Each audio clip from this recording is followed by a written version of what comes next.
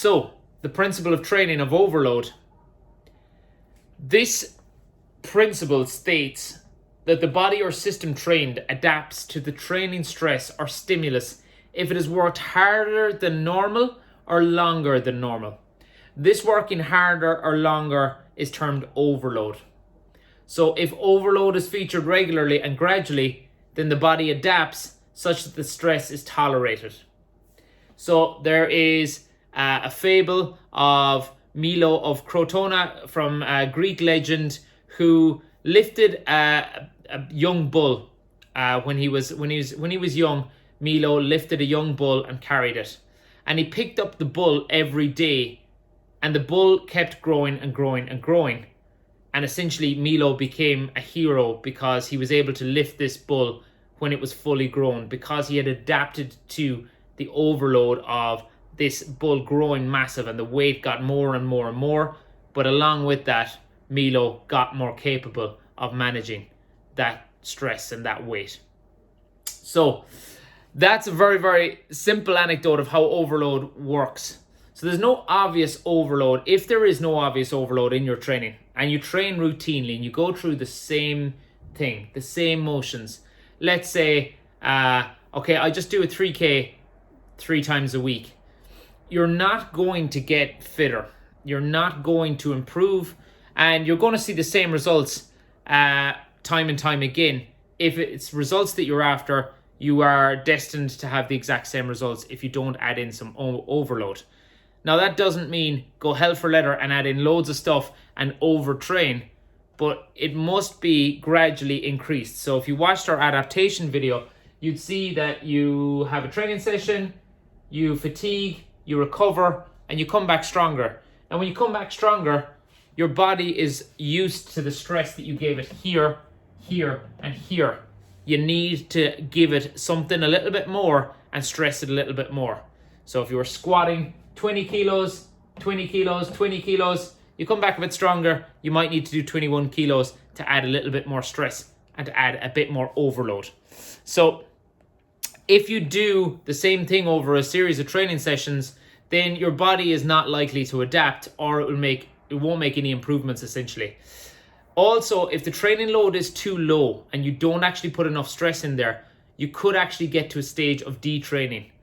So on the other hand, if we overload the system too much and there's too much stress thrown into the system, your body may not adapt positively and you might not get the benefits of your training. It might break down through injury or hyperfatigue if the additional overload is excessive. So we get to here and we think we can do too much. That's where an S&C coach comes into play to make sure that your program is adequately loaded and has gradual progressions. Okay, we're not going from novice to expert in a couple of weeks. So it's important that overload is applied, but in a gradual and very appropriate manner. Gradual progression, another important aspect of the overload principle, is the graduality. So in terms of increasing the load, either in the load used or in any given resistance training unit or the total volume from week to week, a gradual progression guideline of somewhere around 2.5% to 5% has been suggested by the research. So that's generally accepted as gradual progressive overload, and it'll limit exposure to loads that are too high and that will create injuries potentially or overtraining. So further, the overload may not be applied for some individuals who may benefit from smaller progressions, and in some cases, and particularly during functional overreaching, so here when you're in hyperfatigue state, greater loads might not need to be used. This should be always for a well-trained athlete when careful monitoring and dosing of exercise from an S&C professional is used.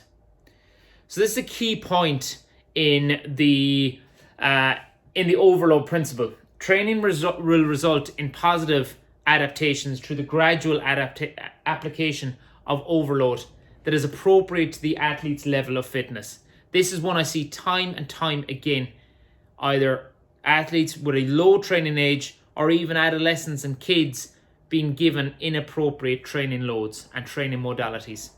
So a practical example, Overload could be applied through increasing the stress either acutely, so in a training block itself in a 1 hour session, or chronically over a longer period of time.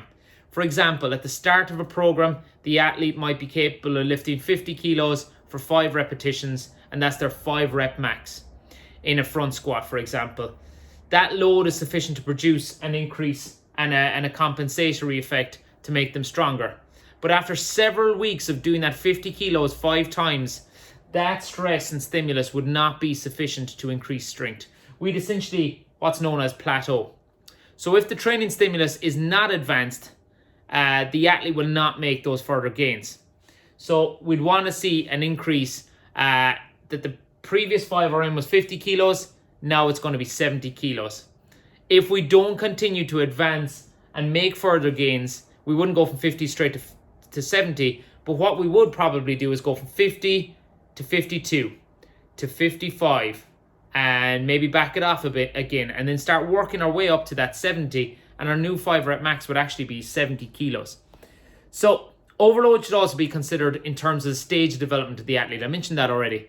So if you're a beginner, and that could be anything from like your first week in a gym setting, your first week on a football field, right up to maybe 3 years of training with a barbell, 3 years of training on a football field, whatever it is, that overload has to take that into account. If it's a beginner or an intermediate athlete, or an advanced stage of the career, where are we at? How much stress can they handle? How much overloading can they handle? So if the athlete is a beginner, then more than likely the overload through load or additional repetitions and sets,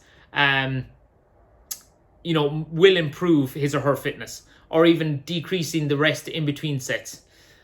During that developmental phase, a gradual overload for the beginner to develop that athlete further is really what's needed.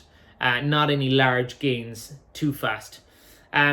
In contrast, while gradual overload may be the main training progression for the more advanced athlete, phases of functional overreaching or shock stimulus training, where, for example, eccentric loads are used, will be important.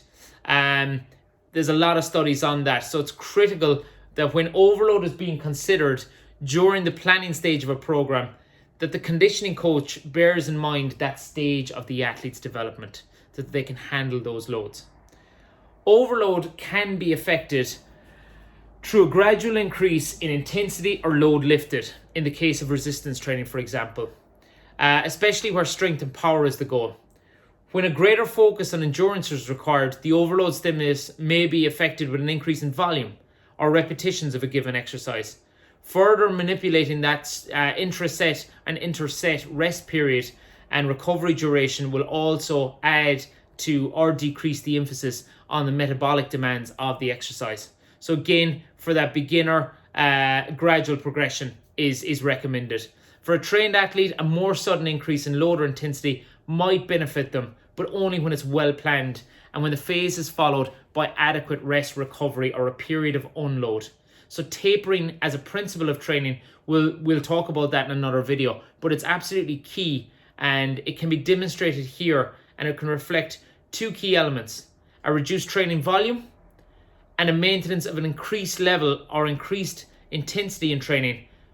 So both the practice and the science of training support this, that's a tapering period delivering optimal performance.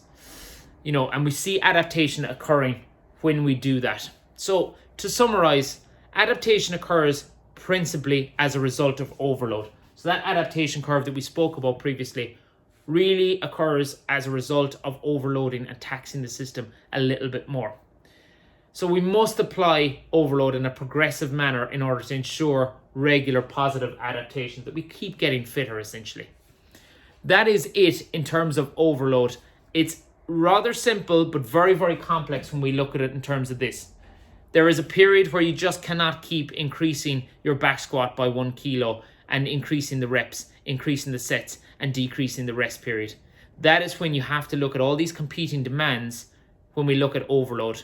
There is a point where physiologically we are incapable of the capacity for more load, more reps. We have to look at how we train at all times, and we have to look at the principle of overload in the overarching and overall principles of training.